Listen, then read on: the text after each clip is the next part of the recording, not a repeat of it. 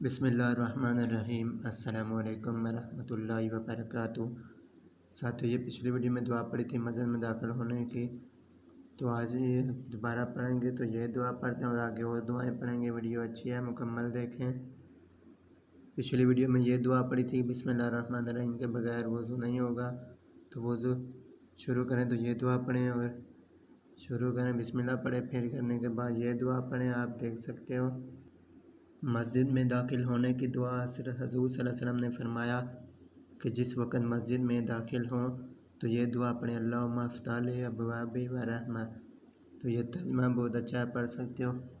تو مسجد سے باہر نکلنے کی دعا، اور فرمایا جب تم مسجد سے باہر نکلو تو پہلے بایاں پاؤں باہر رکھو اور یہ دعا پڑھو، اللہم انی اسألک من فضلک۔ تو یہ اذان ہے، اذان پہلے پڑھ چکے ہیں۔ تو اذان خاموشی کے ساتھ سننی چاہیے، جب حی علی خاموشی کے اذان توجہ سے سننی چاہیے۔ ہر کلمات کا جواب سننے والا اسی طرح دے جس وقت مؤذن بولتا ہے، مگر حی علی الصلاۃ اور حی علی الفلاح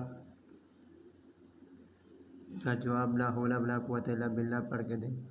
تو اذان کے بعد کی دعا، حضرت جابر رضی اللہ تعالیٰ عنہ فرماتے ہیں کہ رسول اللہ صلی اللہ علیہ وسلم نے فرمایا، جو شخص اذان سننے کے بعد سحر کی دعا پڑھے اس کے لیے میری شفاعت واجب اور ضروری ہو جاتی ہے۔ بخاری شریف۔ پہلے آپ صلی اللہ علیہ وسلم پر درود پڑھیں، پھر یہ دعا پڑھیں، اللہم رب ھذہ الدعوۃ التامۃ والصلاۃ القائمۃ آت محمدا الوسیلۃ والفضیلۃ وابعثہ مقاما محمودا الذی وعدتہ۔ تو یہ ترجمہ پڑھ سکتے ہو ویڈیو روک کے۔ تو اذان کے بعد کی دوسری دعا، حدیث میں آیا ہے کہ جو شخص اذان سن کر ظہر کی دعا پڑھے اس کے تمام گناہ بخش دیے جاتے ہیں۔ دعا یہ ہے، اشہد ان لا الہ الا اللہ وحدہ لا شریک لہ واشہد ان محمدا عبدہ ورسولہ، رضیت باللہ ربا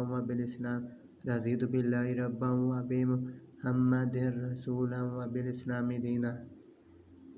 یہ دعا پڑھی ہے۔ اقامہ یعنی تکبیر، اذان کے دوہرے